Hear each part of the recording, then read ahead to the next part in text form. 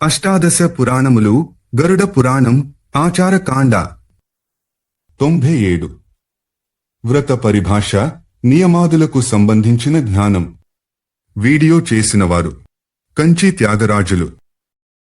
వ్రత పరిభాష నియమాదులకు సంబంధించిన జ్ఞానం వ్యాసమునింద్ర. నారాయణ సంప్రీతికరములైన కొన్ని వ్రతాలను పదేశిస్తాను. శాస్త్రములలో వర్ణింపబడిన నియమములను తప్పకుండా పాటించడమే వ్రతం. అదే తపస్సు కూడాను. కొన్ని సామాన్య నియమాలిలా ఉంటాయి. నిత్యం త్రిసంధ్యలలో స్నానం, భూమిపై శయనం, పవిత్రంగా ఉంటూ రోజూ హవనం చేయడం, పతిత జన సాంగత్యాన్ని వర్ణించడం. వ్రతం కోసం కాంస్యపాత్ర, ఉడద, చిక్కుడు, ధాన్యం, పెసరవంటి పప్పు, ధాన్యాలు, ఉల్లి, ఇతరులు పెట్టే అన్నం, కూరలు, మధుసేవనం అనగా తేనె వంటి రుచులు, భోగాలు. మద్యపానం ఎప్పుడూ పాపమే. వీటన్నిటినీ విసర్జించాలి. పువ్వులు, ఇతర అలంకారాలు, కొత్త బట్టలు, ధూపగంధలేపనాది సరదాలు, అంజన ప్రయోగం వ్రతకాలంలో వదిలేయాలి. ఒక మారు కంటే నెక్కువగా నీరు, ఇతర పానీయాలు, కాఫీ, టీలాంటివి ఇప్పుడు.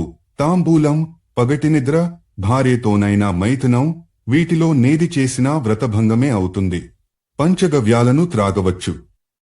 క్షమ, సత్యం, దయ, దానం, శౌచం, ఇంద్రియ నిగ్రహం, దేవపూజ, అగ్నిలోహవనం, సంతోషం, నీతి. పురాణంలో అచౌర్యమని ఉంది. ఈ 10 అన్ని వ్రతాలకు సర్వసామాన్య ధర్మాలు. క్షమా, సత్యం, దయాదానం, శౌచమింద్రియ నిగ్రహ, దేవపూజాగ్ని హవనే సంతోషోస్తేయమేవచ సర్వప్రతేష్వయం ధర్మః సామాన్యోదసధా స్మృతః.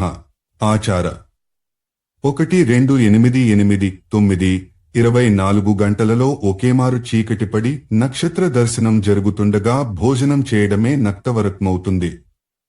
రాత్రెప్పుడో భోంచేయడం కాదు. పంచగవ్య ప్రాశ్నకి కూడా హద్దులు, మంత్రాలు ఉన్నాయి. వ్రత పరిభాష నియమాదులకు సంబంధించిన జ్ఞానం. గోమూత్రం, గాయత్రి, ఒకపలం, గోమయం, గంధద్వార, అర్ధాంగుష్ట, ఆవు పాలు, ఆప్యాయస్వ.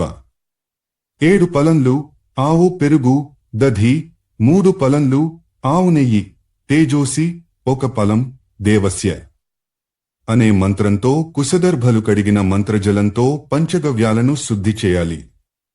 1 పలం ఆ జలాన్ని ఆయా మంత్రాలను చదువుతూ ఆయా ద్రవ్యాల బరువును తూచిపెట్టుకుని సేవించాలి. అజ్ఞాధానం, ప్రతిష్ఠ, యజ్ఞం, దానం, వ్రతం, వేదవ్రతం, వృషోత్సర్గం, చూడాకరణం, ఉపనయనం, వివాహాది మంగళకర కృత్యాలు, రాజ్యాభిషేకాది అధికార కర్మలు మలమాసంలో చేయరాదు. అమావాస్య నుండి అమావాస్య దాకా జరిగే కాలాన్ని చాంద్రమాసమంటారు. సూర్యోదయం నుండి మరుసటి సూర్యోదయం దాకా ఉండే కాలాన్ని ఒక దినం, ప్రస్తుత భాషలో రోజు అంటారు. ఇలాంటి 30 రోజులొక మాసం. ఒక రాశి నుండి మరొక రాశిలోకి సూర్యుని సంక్రమణ కాలాన్ని సౌరకుటుంబం అంటారు.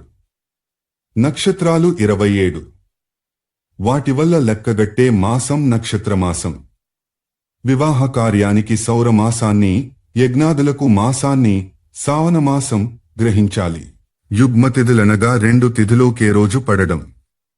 వీటిలో విద్యతో తదియ, చవితితో పంచమి, షష్ఠితో సప్తమి, అష్టమితో నవమి, ఏకాదశితో ద్వాదశి, చతుర్దశితో పున్నమి, పాడ్యమితో అమావాస్య యోగించిన రోజులు గొప్ప ఫలదాయకాలవుతాయి.